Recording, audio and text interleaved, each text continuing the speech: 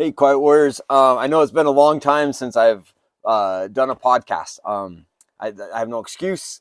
I can only say like life gets busy and I get distracted on what I'm doing and like trying to figure out like how to manage this brand of Quiet Warrior and get that out there and sell products.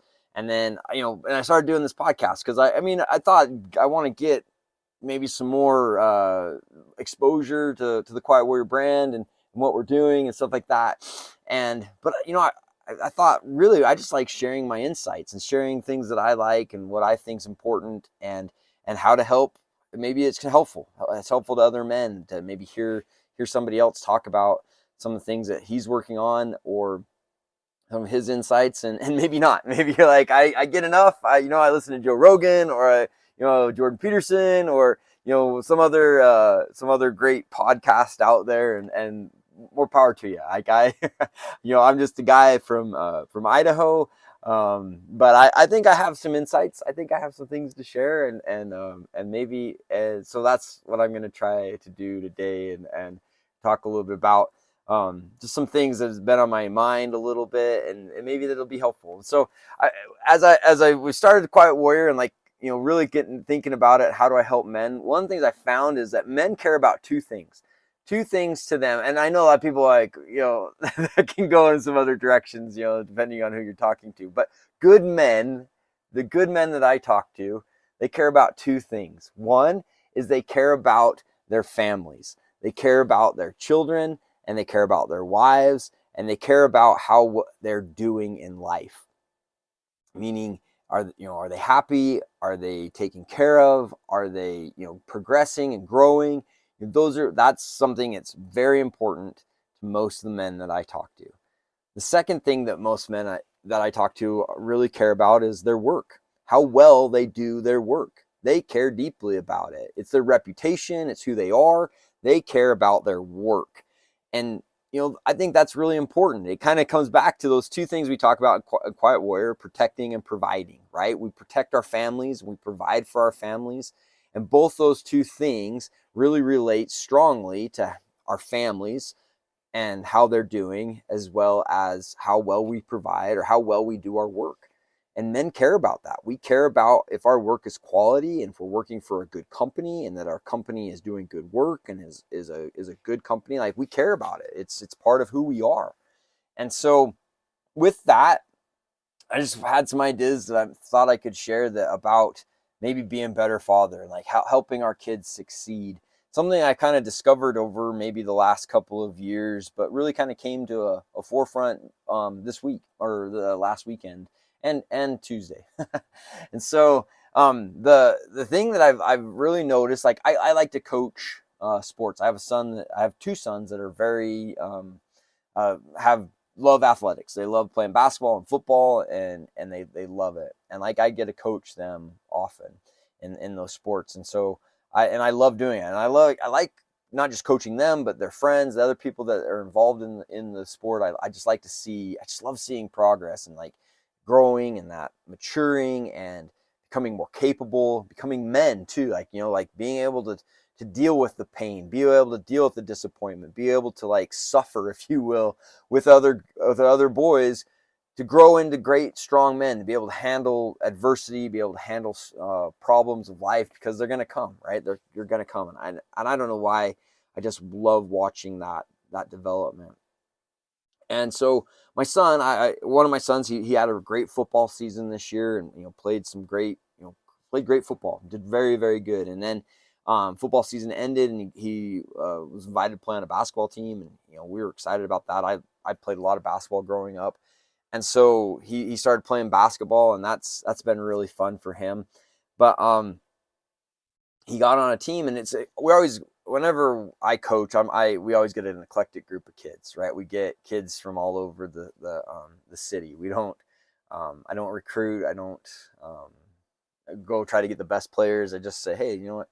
Whoever wants to play will play, and we'll help you get better. So that's what we did this year. And like our first game this year, though, we had some better players, and we actually won. We won pretty well and played really good. And I was like, wow, we're gonna have a pretty good team this year.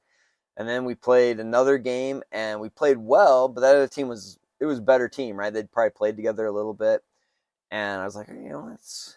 And then we played another game on Saturday, and we got walloped, like walloped, and it was terrible. Like, and we played terrible. Like my kids played terrible, and at the end of the game, our kids were like, "Hey, come over. We're going to talk about this a little bit." And I remember I'm the assistant coach, and the head coach was like, "You guys, we didn't play fundamental basketball. We got away from the fundamentals. Like, we didn't play good basketball." I remember walking out, like I was like, "Yeah, that's exactly right."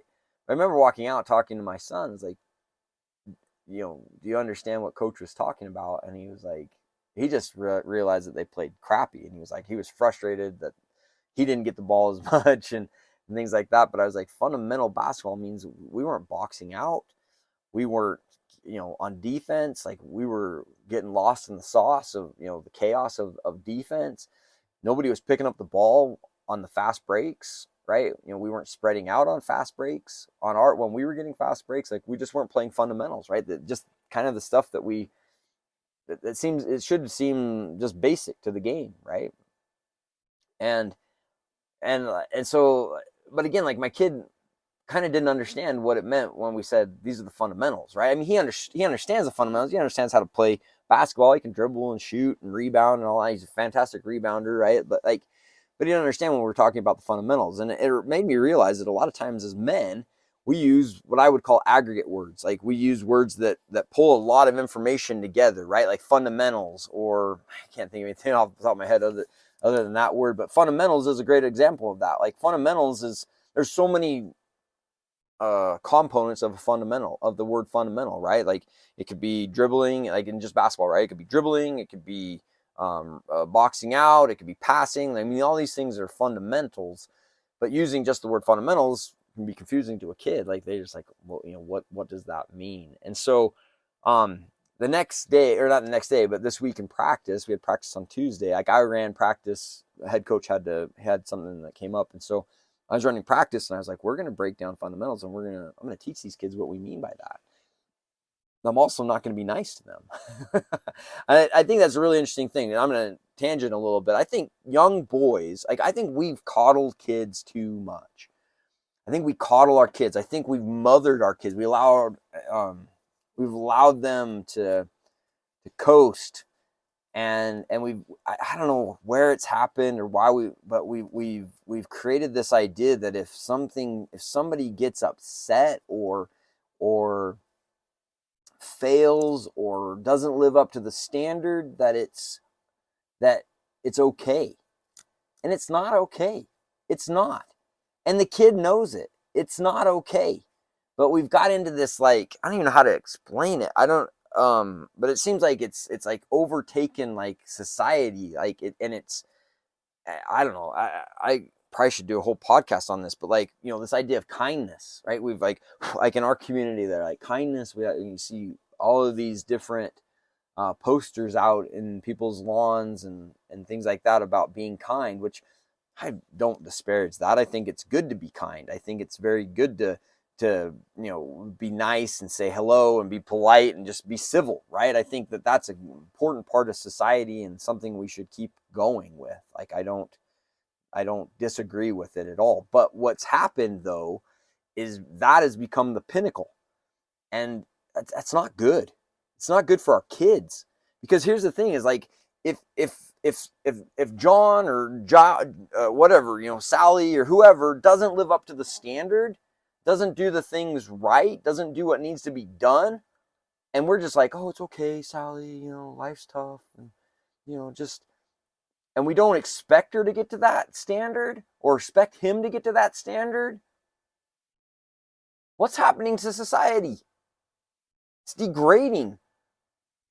But I think there's a way of doing it, right? Like if we don't get to the standard, if we don't get to what we're supposed to do, we can berate somebody and embarrass them and stuff like that. But that's not helpful, because they won't get there, right? It'll just discourage them and they'll give up, or that's the potential. But on the other hand, if we just like, oh, it's okay to live in mediocrity, or not even mediocrity, but be like below mediocrity, what are we setting them up for? We're setting up for I mean, not success, not success at all.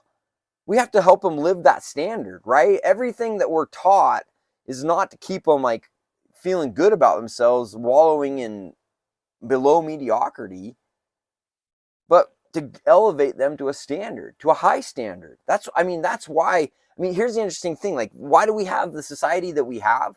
Is because for the longest time, we have held ourselves to a very high standard, whether that's academically or athletically, right? Like, I've heard a lot of pro athletes say that now it's not as good as it was a few years ago. And granted, it wasn't, and they weren't saying it like my generation was the best generation. They're saying like we're seeing a lot of mistakes happen that didn't happen when we were playing. Now, I probably opened up a great big debate of things. I don't mean that, but what's happening, though, it seems like, is we're not holding kids to a standard.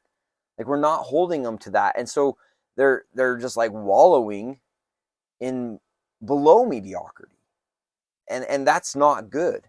And so coming back to my story, like with these kids, it's like, you're not going to live below the standard on my team. Now, if somebody's faster than you, somebody's stronger than you, somebody can jump higher than you, that's not something we can control. We can't control that.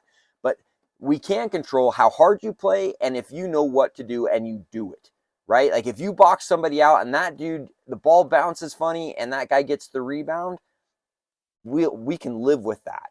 But if you don't box him out and he gets behind in front of you and gets the rebound, we can't live with that. That's you didn't live up to the standard. You didn't do what's going. We've got to improve that. We can handle that. That's within our realm of, or our sphere of influence, if you will, and helping those kids do that. And I was hard on them. So on that Tuesday, like, I ran them hard. We started with like defensive drills where you get down in defense and you go side to side, back and back, close out, reset. We did that for like 10, 15, 20 minutes. And these kids are not necessarily used to that type of it's hard. I remember when I was a kid going through those type of it's hard. Your thighs burn, your back hurts. Like, it's not easy to stay in defensive stance. And then, we got into like dribbling and and working against the defender and stuff. And like, I would get after him like, hey, if that guy steals the ball, you're going to do push-ups because you can get that arm out in front and keep them from stealing the ball and handling the ball better. And then we got into like boxing out, right? Like, this is how you box out. Like, box out. When that ball goes up in the air, box out. What ended up happening, though, like, some people might have thought, like, by me being harsh and hard on those kids, that would have degraded their morale. But the exact opposite happened. Those kids started like ratcheting down, focusing, and when they had success, it was real success. It was like, oh my gosh, I can do this. I can have success. This is fun having success. Now I can take this same, and I've learned, I've gotten better. And so my point in saying that is sometimes it might seem like in our I don't know, maybe soft society, what we used to say in the army, or kindler, gentler society, which is good. I don't think it's bad to be kinder and gentler, but I do think it's bad if we're not helping kids live up to the standard. And I think as fathers, that's what we do. We see when our mothers, like only a mother can love, that saying and stuff like that. Mothers love their children no matter what, and so do fathers. I'm not suggesting that you don't love your, but we also hold them to a standard. Hey, that's not how we act. That's not how we do things. And when we do that, I know that sometimes the initial reaction of our kids is to be pissed or lose morale or be sad or whatever, and I get that. But when they start doing the right things and you recognize it, like, hey, I saw that you did that. That was really good. I saw that you acted this way. That was awesome. Then they start to gain that confidence, especially when they see how it affects them positively, right? So I just wanted to share that with you. I think it's again, as fathers, those are the things we care about. I guess quiet warriors, those are the things we care about. We care about our kids. We care about their success. And again, like, just being able to hold them to that standard, and then when they meet it, recognize it, right? Like, hey, you made it. You got to the standard. Look, let's do it again. That's the standard, right? Like, that's the rule. Like, you're not getting there is the exception, and it's not acceptable. And so keep going in the right direction. So guys, I hope you guys have a great day, great week, and we'll talk to everyone later. Okay, take care. Bye-bye.